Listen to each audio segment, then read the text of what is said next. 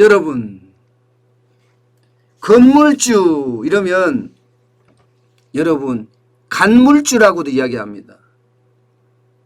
예, 조물주 위에 건물주라고 이야기할 정도로 건물주는요, 그야말로 대한민국 사람들의 꿈이자 소원이자 뭐 목표라고 이야기할 수 있나요?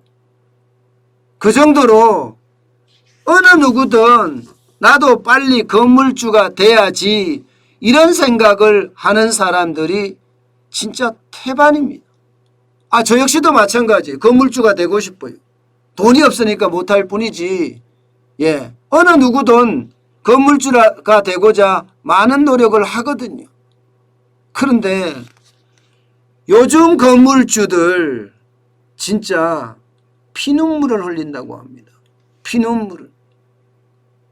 이게 어디에 있든 상관이 없다고 이야기해요. 어디에 있든. 예, 여러분 보시는 것처럼 이게 명동이거든요. 명동. 예, 명동만 하더라도요, 대한민국의 최고의 상권이라고 이야기할 만큼 잘 나가던 곳이에요.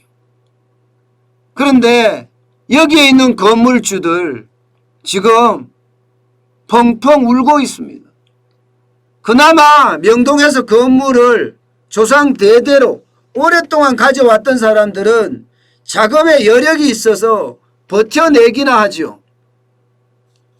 그렇지 못한 명동의 건물주들은요, 결국은 하나씩 둘씩 속절없이 무너지고 있습니다. 속절없이. 그런데 이게 명동만 이렇지가 않아요.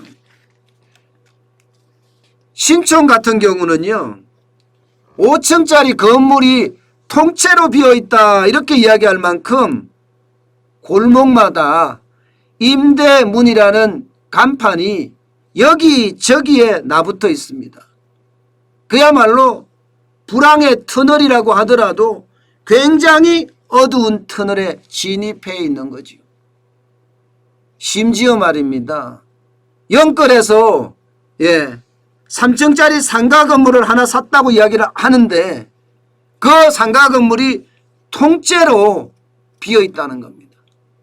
영끌에서 상가 건물을 하나 샀는데, 이게 문제는 영끌이라는 자체잖아요. 영끌이면 많은 돈을 대출을 받았다는 이야기인데 이거 버티기 진짜 쉽지 않습니다. 진짜 버티기 쉽지 않습니다. 게다가 지금 이자까지도 올라가려고 지금 하고 있잖아요. 금리 인상은 무조건 금리 인상이 된다고 이야기하니까요. 여기에 따르는 이자 부담까지 더 커지면 과연 영끌에서 3층짜리 5층짜리 상가를 산 사람들이 버틸 수가 있을까요? 예, 결론은요, 쉽지 않다. 이러니 쉽지 않다. 여러분 이걸 한번 보세요. 서울 주요 상권의 공실률입니다. 명동만 하더라도요, 2020년 4분기에 22.3%였습니다. 그러나 2021년 1분기에는 38.4%까지 치솟았습니다. 그야말로 명동은요, 유령 상권 내지는 유령 상가 뭐 이렇게 이야기를 하더라도 별반 틀리지 않는다 이렇게 이야기할 정도니까요. 신촌도 마찬가지입니다. 신촌도 지금 13.3%의 공실률이 나와요. 아마 역대로 이런 적이 없다 이렇게 이야기합니다.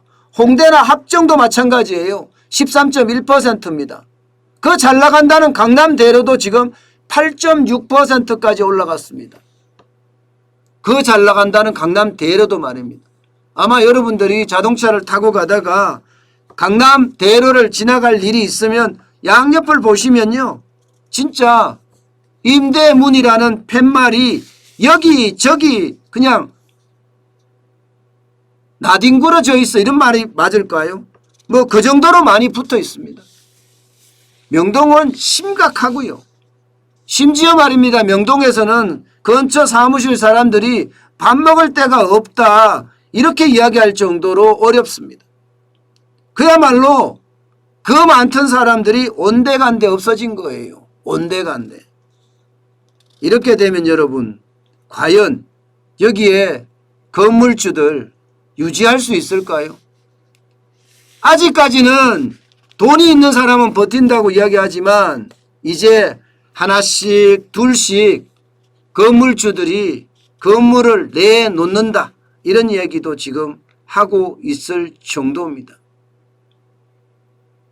옛날 같으면요 이 명동, 신촌, 홍대 합정, 강남대로 여기는요 임대 대기를 하고 있을 정도로 그것도 그 줄이 끝이 안 보일 정도로 많은 사람들이 명동에 들어가겠다, 신촌에 들어가겠다, 홍대나 합정, 강남대로 들어가겠다 이렇게 난리를 쳤거든요. 그런데 지금은 그렇지 않다는데 더 큰 문제가 있는 겁니다. 여러분 이게 경제가 위기 상황이면요 버티려고 해도 버티지 못할 수가 있다는 거죠. 경제가 위기 상황. 그만큼 상황이 어떤 더 심각해지는 그런 흐름으로 가고 있다는 사실입니다. 참 건물주가 조물주 위에 건물주라고 이야기했는데 지금은요 이제는요 내가 왜 건물을 샀던가 통탄하며 후회하는 사람들도 점점 늘고 있다고 합니다. 참 안타까운 현실입니다.